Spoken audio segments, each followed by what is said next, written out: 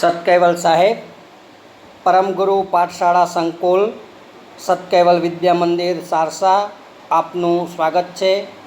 હું પટેલ હરીશભાઈ બી, ધોરણ 11 કોમર્સમાં આપનું સ્વાગત છે. વિષય આપણો વાણિજ્ય વ્યવસ્થા અને સંચાલન, યુનિટ નંબર 1, ધંધાનું સ્વરૂપ, હેતુ અને કાર્યક્ષેત્ર. સૌપ્રથમ સમગ્ર વિશ્વની અંદર આર્થિક પ્રવૃત્તિઓ વેપાર અને વાણિજ્યને જીવંત રાખે છે. તમારા શહેર અથવા ગામમાં પણ આવી પ્રવૃત્તિઓ થતી હશે, જેમ કે કુંભાર, લુહાર, વણકર, મોચી આર્થિક પ્રવૃત્તિ દ્વારા આર્થિક લાભ કે નાણાકીય વળતર મેળવતા હોય છે. શહેરમાં નાના મોટા કારખાનાઓમાં હજારો કામદારો કામ કરી અને રોજગાર મેળવે છે. આ બધી પ્રવૃત્તિઓને આપણે આર્થિક પ્રવૃત્તિઓ કહીએ છીએ, જેનો ઉદ્દેશ્ય આર્થિક ઉપાર્જન એટલે કે નાણાં કમાવાનો છે. ધંધો એ પણ નફાના ઉદ્દેશથી કરવામાં આવતી આર્થિક પ્રવૃત્તિ છે. ધંધા ઉપરાંત વ્યવસાય અને રોજગાર પણ આર્થિક પ્રવૃત્તિના પ્રકાર છે. એટલે માનવીની જરૂરિયાતો સતત વધતી જાય છે. આ જરૂરિયાતો સંતોષવા માટે માનવીએ આર્થિક પ્રવૃત્તિ કરવી પડે છે, કહેતા નાણાં કમાવા પડે છે. દાખલા તરીકે ખેડૂત છે એ અનાજનું ઉત્પાદન કરે છે, કોઈ વકીલ છે એ અસીલવતી કેસ લડી ફી મેળવે છે, કામદાર હોય તો કારખાનામાં કામ કરી વેતન મેળવે છે, અનાજ કરિયાણાનો વેપાર હોય તો અનાજને બધી વસ્તુઓ વેચી અને નાણાં પ્રાપ્ત કરે છે. તો બધી જ પ્રવૃત્તિઓ પાછળનો ઉદ્દેશ્ય નાણાકીય વળતર મેળવવાનો છે. એટલે આવી પ્રવૃત્તિને આપણે આર્થિક પ્રવૃત્તિ તરીકે ઓળખીએ છીએ. સમાજમાં અમુક વ્યક્તિઓનો આર્થિક લાભ અથવા નાણાકીય વળતર મેળવવાનો હેતુ વગર પણ કેટલીક પ્રવૃત્તિઓ કરે છે. દાખલા તરીકે સમાજ સેવક હોય તો સમાજ સેવાના ઉદ્દેશથી કામ કરતા હોય. કોઈ ડૉક્ટર સમાજ સેવાના ઉદ્દેશથી પ્રેરાય અને મફત તબીબી સેવા આપતો હોય તો એને બિન આર્થિક પ્રવૃત્તિ કહેવાય. બિન આર્થિક પ્રવૃત્તિમાં આર્થિક લાભ કે નાણાકીય વળતર અથવા તો આર્થિક ઉપાર્જનનો કોઈ ઉદ્દેશ્ય કે હેતુ હોતો નથી. માત્ર સેવા કરવા માટે જ આવી પ્રવૃત્તિ કરતા હોય છે. એની પાછળ નાણાં કમાવાનો કોઈ હેતુ હોય નહીં, તો એવી પ્રવૃત્તિને આપણે બિન આર્થિક પ્રવૃત્તિ કહીશું. હવે આપણે આર્થિક પ્રવૃત્તિ અને બિન આર્થિક પ્રવૃત્તિનો અર્થ જોઈશું. તો આર્થિક લાભ કે નાણાકીય વળતર મેળવવાના હેતુથી કરવામાં આવતી પ્રવૃત્તિ એટલે આર્થિક પ્રવૃત્તિ. જીવન જીવવા માટે માનવીએ આર્થિક પ્રવૃત્તિ કરવી પડે છે, જેથી નાણાં મેળવી માનવી એની જરૂરિયાતોને સંતોષી શકે. આથી બધી જ આર્થિક પ્રવૃત્તિઓને ફળદાયી પ્રવૃત્તિઓ કહેવામાં આવે છે. એટલે કે આર્થિક પ્રવૃત્તિ પાછળ કંઈકનો કંઈક ઉદ્દેશ્ય છે, કંઈક ફળ પ્રાપ્ત કરવાનો ઉદ્દેશ્ય છે. એટલે આર્થિક પ્રવૃત્તિ કરનાર બીજાની જરૂરિયાતો સંતોષીને પોતાના માટે આર્થિક લાભ મેળવે છે. દાખલા તરીકે ખેડૂત હોય એ અનાજનું ઉત્પાદન કરે, મણકર કાપડનું ઉત્પાદન કરે, સુથાર ફર્નિચરનું ઉત્પાદન કરે. એમ સમાજના વિવિધ વર્ગ છે એની જરૂરિયાતો સંતોષી એમાંથી આર્થિક વળતર મેળવે છે. એટલે આજના આધુનિક યુગની અંદર આર્થિક પ્રવૃત્તિ એ કેન્દ્ર સ્થાને રહેલી આપણને જોવા મળે છે. તો આ રીતના જે આર્થિક પ્રવૃત્તિ છે એ આર્થિક પ્રવૃત્તિની અંદર નાણાં કમાવા માટે માનવી પોતે જે કંઈ પ્રવૃત્તિઓ કરે છે એ બધી જ પ્રવૃત્તિને આપણે આર્થિક પ્રવૃત્તિ તરીકે ઓળખીએ છીએ. હવે બીજી છે બિન આર્થિક પ્રવૃત્તિ.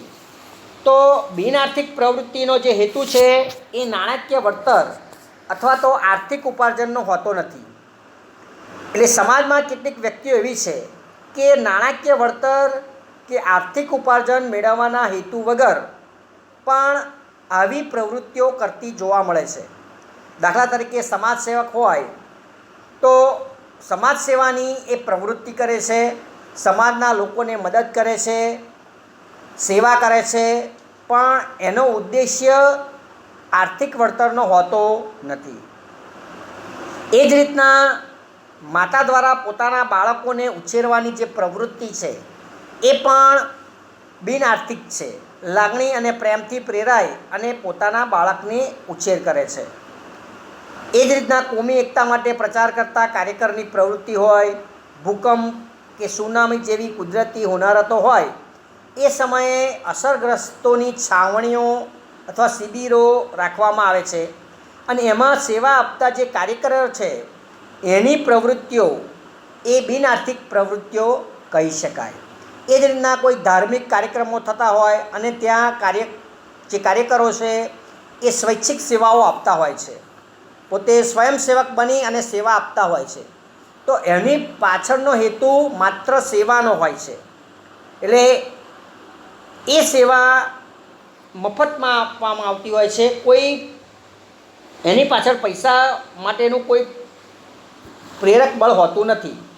તો આ બધા માટે જે આ બધી પ્રવૃત્તિઓ કરે છે આવી, એ પાછળનું પ્રેરક બળ દેશ સેવા, સમાજ સેવા, લાગણી, પ્રેમ અથવા તો માનવીના જીવનમાં આવતું પરિવર્તન છે.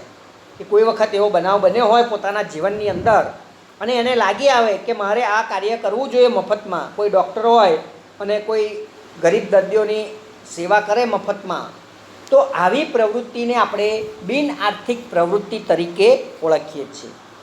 હવે આર્થિક પ્રવૃત્તિ અને બિન આર્થિક પ્રવૃત્તિ વચ્ચેનો આપણે જે તફાવત જોઈએ તો આર્થિક પ્રવૃત્તિનો હેતુ છે એ આર્થિક લાભ મેળવવાનો છે, જ્યારે બિન આર્થિક પ્રવૃત્તિનો હેતુ સામાજિક સેવા, માનવ સેવા, દેશ સેવાનો હેતુ છે.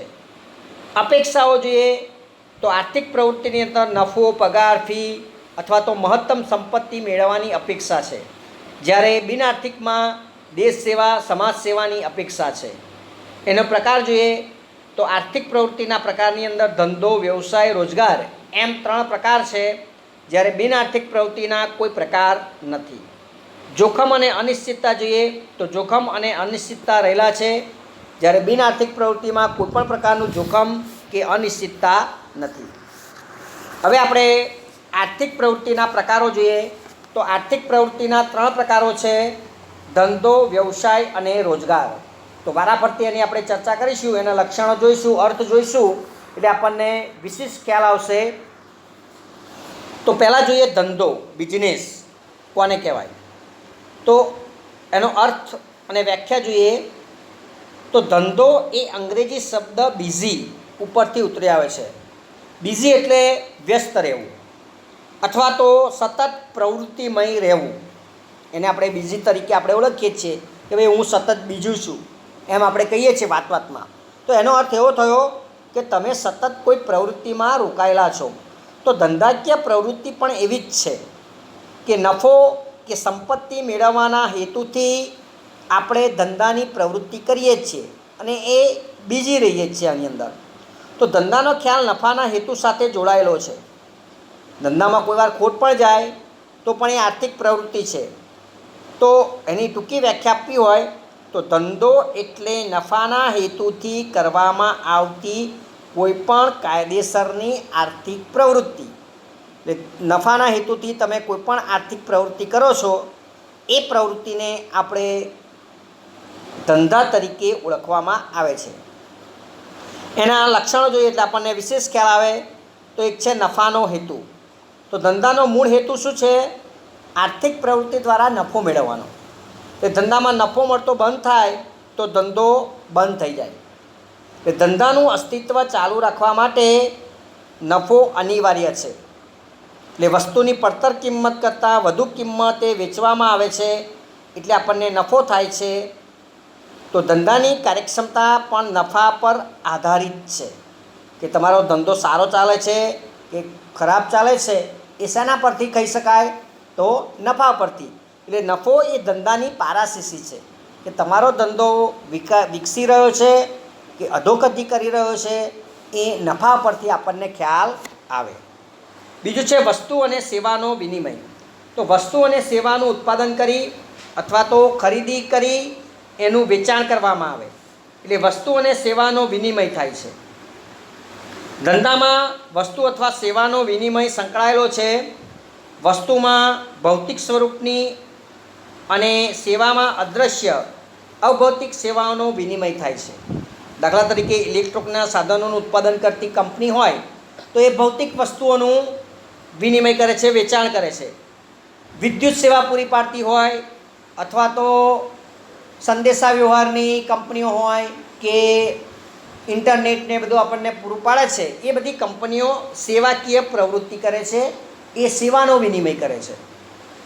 તો આ રીતના વસ્તુ અને સેવાનો વિનિમય ધંધાની અંદર થાય છે. ત્રીજું, જોખમ અને અનિશ્ચિતતા. તો ધંધામાં જોખમો અને વળતરની અનિશ્ચિતતાનું તત્વ રહેલું છે. એટલે આગ, અકસ્માત, કર્મચારીઓની હડતાલ, હુલ્લડ, લૂંટફાટ, ચોરી, ગ્રાહકોની પસંદગીમાં ફેરફાર, માંગમાં ઘટાડો, લોકોની જીવનશૈલી, રુચિ, ટેવ વગેરેમાં ફેરફાર થાય, હરીફાઈ, ટેકનોલોજીમાં પરિવર્તન જેવા માનવ સર્જિત જોખમો રહેલા છે. સુનામી આવે, ધરતીકંપ થાય, વાવાઝોડું થાય, તો આવા કુદરતી જોખમો પણ છે. અને આ જોખમો ધંધા ઉપર વિપરીત અસર કરે છે. એટલે ધંધાની આવકની અંદર ઘટાડો થાય છે, ધંધામાં નુકસાન જાય છે. એટલે વિવિધ પ્રકારના જોખમોને કારણે જે વળતર મળતું હોય એ અનિશ્ચિત બને છે. એટલે ધંધોનો હેતુ નફો હોવા છતાં જોખમને કારણે કોઈકવાર આપણે નુકસાન પણ સહન કરવું પડે છે. એટલે ધંધાની અંદર જોખમો અને અનિશ્ચિતતાથી ભરેલો છે. ધંધો કંઈ સાવ સરળ નથી કે ભાઈ દુકાન લઈને બેઠા અને ચાલે જ જાય અને નાણાં કમાતા જ જઈએ, નફો થતો જ જાય, એવું ના હોય. એમાં આ પ્રકારે આપણને જોખમ અને અનિશ્ચિતતાનો પણ આપણે સામનો કરવો પડે છે. ત્યાર પછી તુષ્ટિગુણનું સર્જન. તો વસ્તુ અથવા સેવાની ઉપયોગિતા દ્વારા એનો વપરાશ કરનારને સંતોષ આપવો એટલે તુષ્ટિગુણનું સર્જન. સ્વરૂપ, સ્થળ અને સમય એમ 3 રીતે તુષ્ટિગુણનું સર્જન થાય છે. કાચા માલનું તૈયાર માલમાં રૂપાંતર થાય અને એને વપરાશ યોગ્ય બનાવવામાં આવે એટલે સ્વરૂપ તુષ્ટિગુણનું સર્જન થાય. માલના ઉત્પાદનના સ્થળેથી ઉપભોક્તાના સ્થળ સુધી લઈ જવામાં આવે એટલે સ્થળ તુષ્ટિગુણ સર્જન થાય. માલની જરૂરિયાત ન હોય ત્યારે એનો સંગ્રહ કરી અને જરૂરિયાતના સમયે પૂરો પાડવામાં આવે ત્યારે સમયલક્ષી તુષ્ટિગુણનું સર્જન થાય. એમ તુષ્ટિગુણ એટલે સંતોષ આપવાનો ગુણ એ ધંધામાં રહેલો છે. એટલે 3 સ્વરૂપે આપણને સંતોષ આપે છે. એક તો ઉત્પાદકના સ્થળ સુધી પહોંચાડે છે એટલે સ્થળલક્ષી, સ્વરૂપલક્ષી અને સમયલક્ષી એમ 3 પ્રકારે સંતોષ આપવાનો ગુણ એ ધંધાની અંદર રહેલો છે. ત્યાર પછી પ્રવૃત્તિઓનું સાતત્ય. તો ધંધામાં વ્યવહારો નિયમિત અને સતત થતા રહે છે. એટલે ધંધો એ સતત રીતે ચાલતી આર્થિક પ્રવૃત્તિ છે. વેપારી નફાના આશયથી ખરીદ વેચાણની પ્રવૃત્તિ સતત કરે છે. જો સતત કરવામાં ના આવે તો ધંધો પડી ભાગે બંધ થઈ જાય. એટલે દરરોજ સતત ખરીદ વેચાણની પ્રવૃત્તિ ધંધામાં કરવી પડે. ઉત્પાદક કે વેપારી પોતાના રહેવા માટે મકાન બનાવે અને ત્યારબાદ મકાનના વેચાણમાંથી નફો મેળવે તો એને ધંધો ન કહેવાય. કારણ કે એને મકાન બનાવી અને પછી ખાલી માત્ર નાણાં કમાવા કે વધારે પૈસા કમાવા જ એણે વેચી દીધું છે. પણ એને મકાનની લે વેચ એ નિયમિત કે સતત પ્રવૃત્તિ કરતો નથી. પણ કોઈ બિલ્ડિંગ કોન્ટ્રાક્ટર હોય અને બિલ્ડિંગો બનાવે અને વેચે અને નફો પ્રાપ્ત કરે તો એની પ્રવૃત્તિ એ ધંધાકીય પ્રવૃત્તિ કહેવાય. પણ કોઈ વ્યક્તિ મકાન બનાવીને પછી જરૂરના હાન વેચી દે અને નફો મળે તો એને કંઈ ધંધાકીય પ્રવૃત્તિ કહેવાય નહીં. એટલે આવી પ્રવૃત્તિ સતત થવી જોઈએ, રોજે રોજ થવી જોઈએ, એ સતત ચાલતી રહેવી જોઈએ, તો જ એને આપણે ધંધાકીય પ્રવૃત્તિ કહી શકાય. ત્યાર પછી નાણાંની જરૂરિયાત. તો ધંધા માટે એની શરૂઆતથી અંત સુધી નાણાંની જરૂરિયાત રહે છે. ફેક્ટરીમાં કાચા માલમાંથી તૈયાર માલનું ઉત્પાદન કરવા, વેપારીને માલ ખરીદવા નાણાંની જરૂરિયાત રહે છે. એટલે નાણાં સતત એની અંદર જોઈએ. ત્યાર પછી આર્થિક પ્રવૃત્તિ છે. એટલે આપણે આગળ જોયું એ પ્રમાણે ધંધો એ નાણાંના ઉપાર્જન દ્વારા નફો મેળવવાના હેતુથી કરવામાં આવતી આર્થિક પ્રવૃત્તિનો એક ભાગ છે. એટલે આપણે એને આર્થિક પ્રવૃત્તિ તરીકે ઓળખીએ છીએ. તો આ રીતના ધંધાના કેટલાક વિશિષ્ટ લક્ષણો એ આપણને જોવા મળે છે. હવે એના કેટલાક હેતુઓ છે. તો એ હેતુની અંદર બે પ્રકારના હેતુ હોય છે, એક તો આર્થિક હેતુ અને બીજા સામાજિક હેતુ અને કેટલાક છે અન્ય હેતુઓ, એમ બે પ્રકારના હેતુઓ આપણને જોવા મળે છે. તો આપણે પહેલાં જોઈએ આર્થિક હેતુઓ. તો આર્થિક હેતુની અંદર પહેલો છે નફાનો હેતુ. તો ધંધો એ આર્થિક પ્રવૃત્તિ હોવાથી ધંધામાં રોકાયેલી મૂડી પર વ્યાજબી વળતર મળી રહેવું જોઈએ, અને આ વળતર એટલે નફો. તો ધંધામાં માત્ર અસ્તિત્વ માટે જ નહીં પણ વિકાસ માટે પણ ધંધામાં નફો કમાવવો અનિવાર્ય છે. જો નફો ન મળે તો ધંધો કરવાનો કોઈ અર્થ રહેતો નથી. એટલે ભાઈ જેટલું તમે જે કિંમતે વસ્તુ લાવ્યા હોય ને એટલી જ કિંમત તમને પાછી મળતી હોય તો કોઈ ધંધો કરવાનો અર્થ રહે નહીં. એટલે નફાનો હેતુથી જ પ્રેરાય અને લોકો ધંધો કરે છે. એ ધંધાનું નફો એ પ્રેરક બળ છે, કાર્યક્ષમતાની પારાશીસી અને જીવન રક્ત છે. એટલે ધંધા માટે નફો ન હોય તો ધંધો ચાલી શકે નહીં. આજે મહત્તમ નફાને સ્થાને વ્યાજબી નફાનો ખ્યાલ સ્વીકાર્યો છે. એટલે વ્યાજબી નફો કમાવાને કારણે ધંધાકીય પ્રવૃત્તિ સતત આગળ વધે છે અને હરીફાઈમાં પણ ટકી રહે છે. બીજો એનો હેતુ છે મહત્તમ સંપત્તિ સર્જનનો. તો નફાનો હેતુ ધંધાની વાર્ષિક કમાણી સાથે સંબંધ ધરાવતો ટૂંકા ગાળાનો ખ્યાલ છે, જ્યારે મહત્તમ સંપત્તિના સર્જનનો હેતુ એ લાંબા ગાળાનો છે. એટલે લાંબે ગાળે ધંધાની સંપત્તિમાં વૃદ્ધિ થાય એવી યોજનાઓ સ્વીકારવામાં આવે છે. જોકે આ માટે ધંધાએ મંદી જેવા સંજોગોમાં પણ નફો કમાવાનો જતો કરીને પણ ધંધાની સંપત્તિ ટકાવી રાખવી પડે. એટલે મહત્તમ સંપત્તિના સર્જનના હેતુ એ ધંધાના માલિકના આર્થિક લાભ સાથે સંકળાયેલો છે. ત્રીજું છે અન્ય આર્થિક હેતુઓમાં.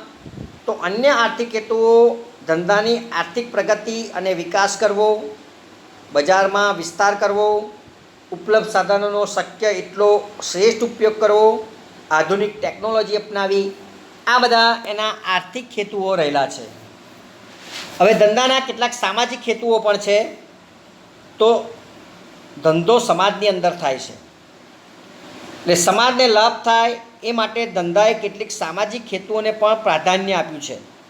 કારણ કે સમાજ વગર ધંધાનું અસ્તિત્વ શક્ય નથી.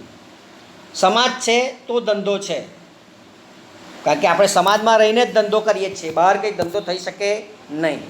એટલે નફાના ખ્યાલ ઉપરાંત સામાજિક હેતુનો ખ્યાલ પણ આજે સ્વીકારવામાં આવ્યો છે. તો એની અંદર સામાજિક હેતુઓ કયા કયા છે? તો એક તો સામાજિક જવાબદારીનો હેતુ.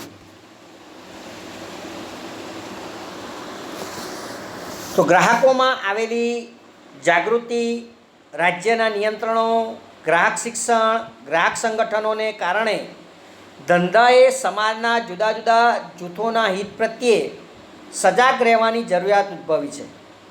સમાજના જુદા જુદા જૂથો જેવા કે માલિકો, કર્મચારીઓ, ગ્રાહકો, લેણદારો, સરકાર, આ બધા ધંધાકીય એકમ સાથે સંકળાયેલા છે અને દરેક જૂથના ધંધા સાથેના હિત જુદા જુદા છે.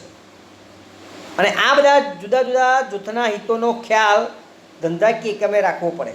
ગ્રાહકને પણ સંતોષ આપવો પડે, માલિકને, કર્મચારીઓને, લેણદારોને, સરકારને, બધાને સંતોષ થાય એ રીતને ધંધાકીય પ્રવૃત્તિ કરવી પડે.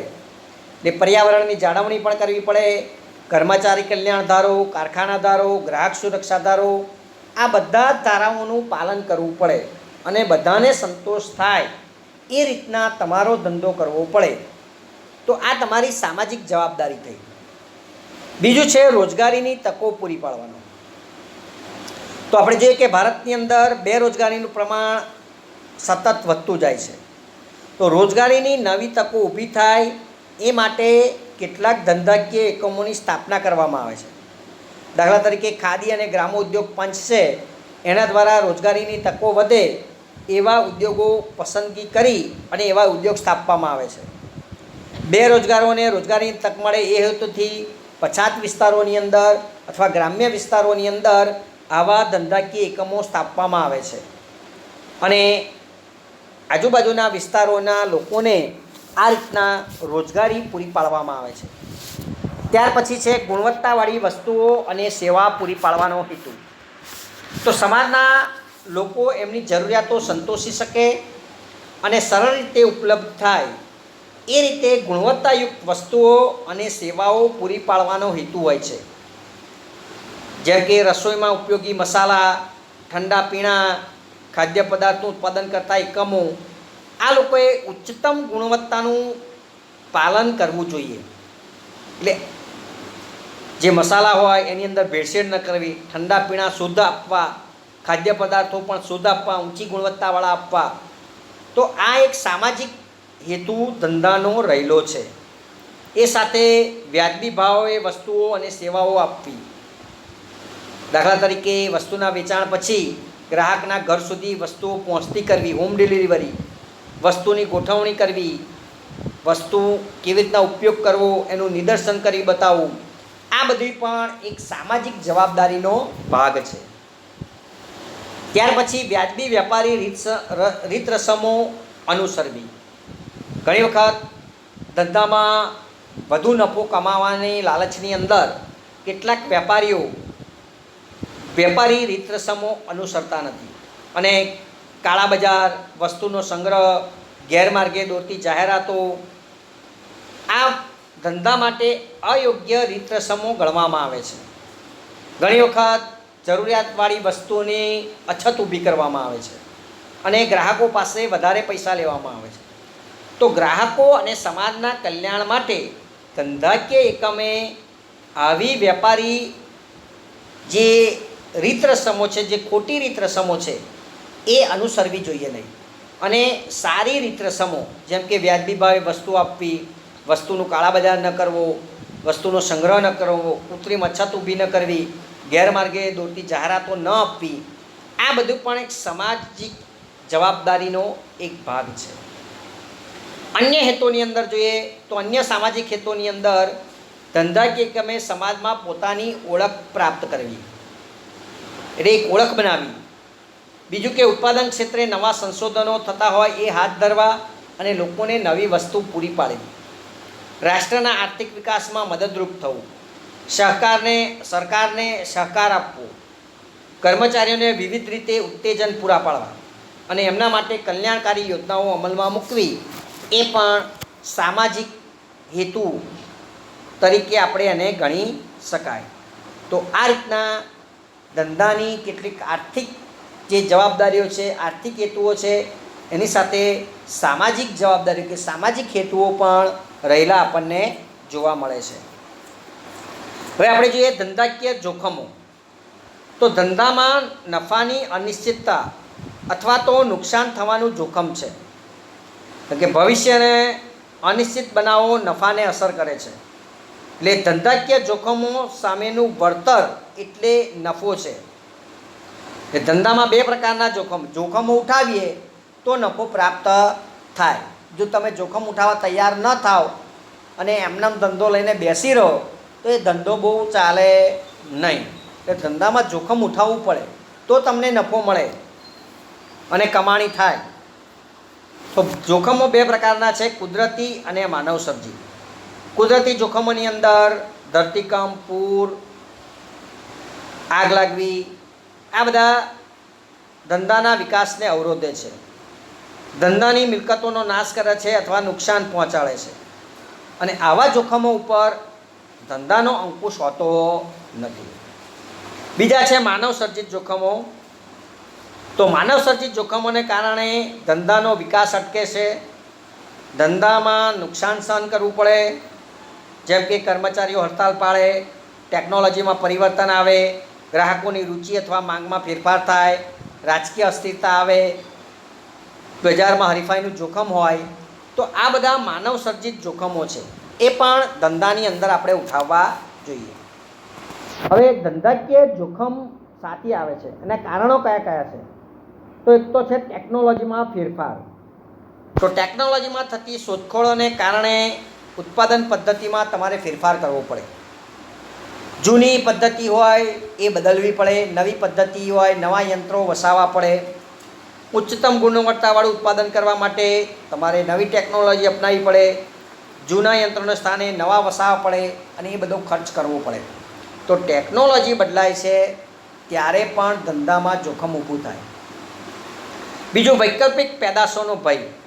તો ટેકનોલોજી ફેરફાર થાય એટલે નવી નવી વસ્તુઓ બજારમાં આવે અને એના કારણે ગ્રાહકો વૈકલ્પિક પેદાશો તરફ વળે. તમારી જૂની વસ્તુઓ પછી કોઈ ખરીદે નહીં.